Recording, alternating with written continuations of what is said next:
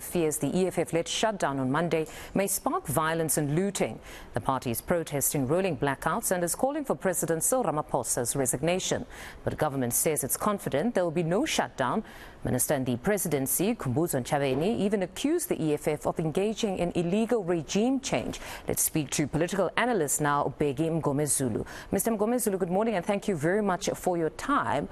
You know, Monday's protest has honestly become the most dissected and unpacked protest even before it's taken place. Just yesterday, Minister Mngomezulu has called it a political adventurism, an attempt at regime change, illegally so, and many others have also added their views on what the shutdown is all about. Where do you stand on this? No, thank you very much, my sister. I don't think we should be overexcited about this planned national shutdown. In fact, the EFF announced a long time ago that it was planning a national shutdown on the 20th of this month, and subsequently the discussions with SAFTU and Zwelithini Vavi confirmed that in fact SAFTU will participate in this national shutdown. So it's within their constitutional right to do that. But to equate this to an attempt to instigate a regime change, I don't think that that is a correct analysis. In fact, it's taking it too far, because we know that for anyone who is a member of parliament to try and change government or the government of the day, they have to invoke Section 89 of the Constitution and then undergo the processes, the parliamentary processes, which means we table the motion is debated upon, and then voting takes place. And then if you get 2/3 majority, then you succeed in removing the sitting president on the day. So this one, I don't think it has anything to do with removing the government of the day led by the ANC, but it has everything to do with the genuine concerns that you and I are in fact feeling on the ground.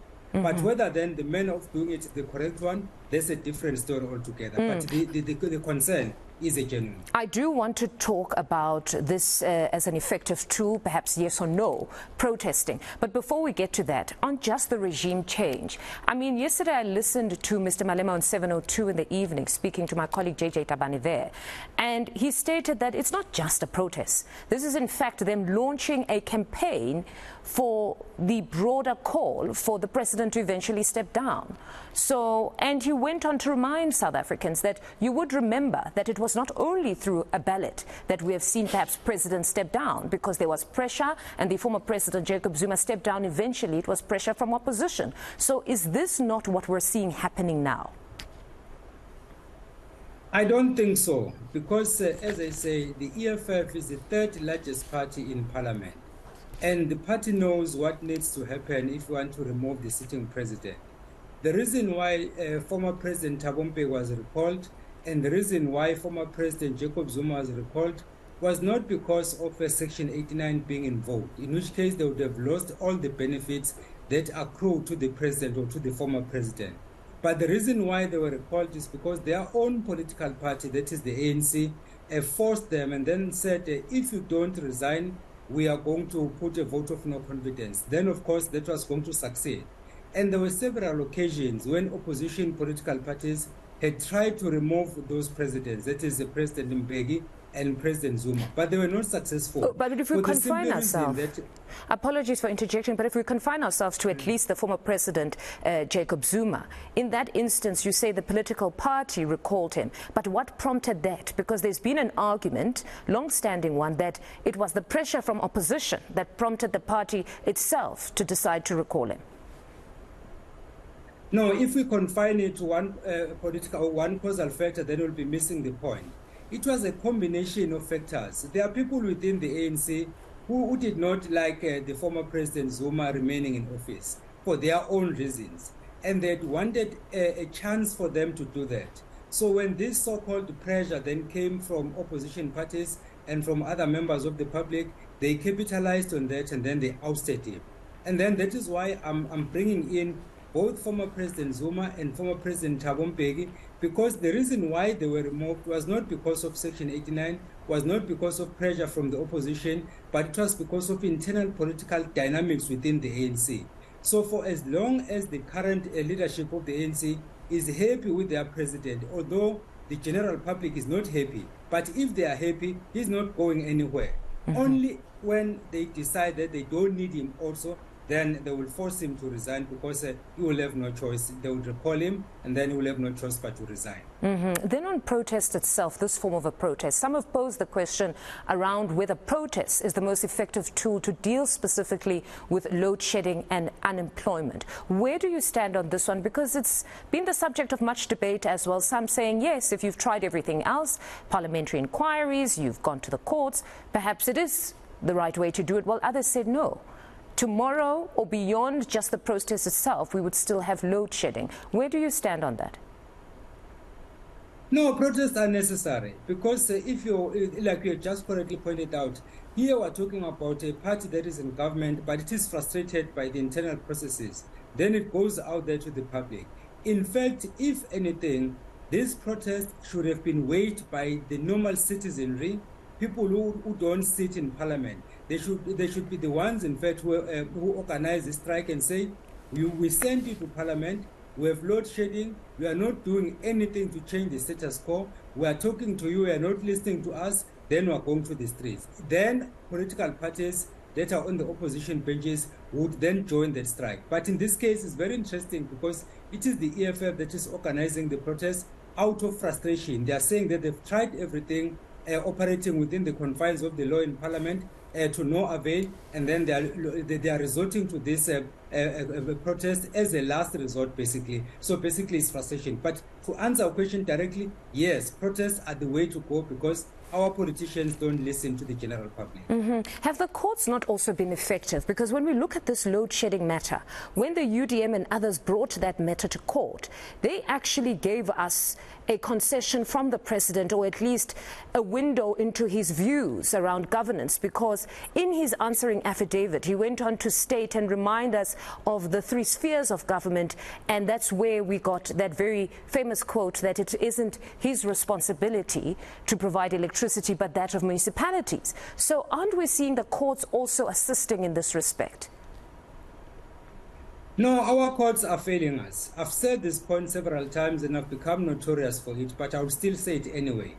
Our courts are failing us because constitutionally, we have three arms of government. You have those who are in parliament, you have the executive, and then you have the judiciary. Under normal circumstances, a section of this administration should not interfere on the other. So they should act independently. That is just one point. But then the second point is that South Africa is not a federal state. We are a unitary state. So which means that decisions that are taken at a national level have a direct impact on what happens in the provinces and have a direct impact on what happens at municipal or local government level.